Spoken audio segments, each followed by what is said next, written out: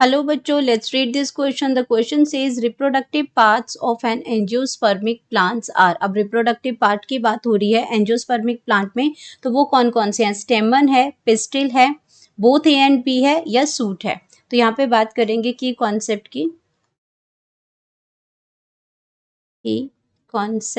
की कॉन्सेप्ट में हमारे पास यहाँ पे बात करेंगे reproductive part, reproductive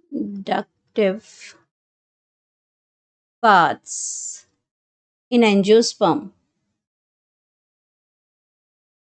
in angiosperms.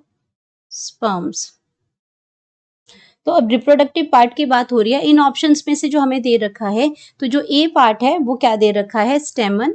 A part क्या दे रखा है? स्टेमन।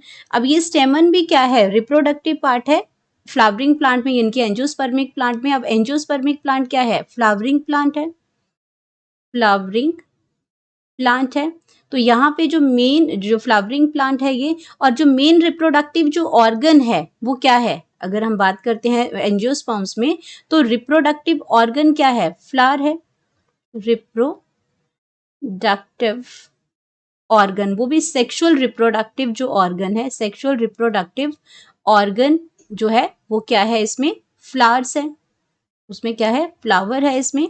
तो ये फ्लावर में ही क्या प्रेजेंट होता है? स्टेमन प्रेजेंट होते हैं, पिस्टल प्रेजेंट होता है। तो मैं अगर स्टेमन की बात करती हूँ तो स्टेमन आपका क्या हो जाता है? मेल पार्ट है। स्टेमन क्या है?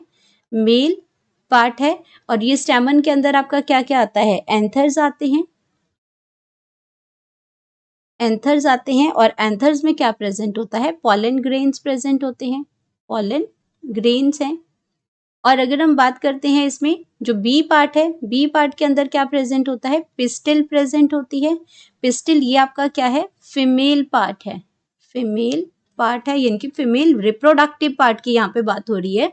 तो पिस्टिल में आपका क्या क्या आ जाता है? इसमें आपके ओवरी आ जाती है, ओवरी है, और ओवरी में आपके क्या कंसिस्ट करते हैं? ओव्यूल होते हैं।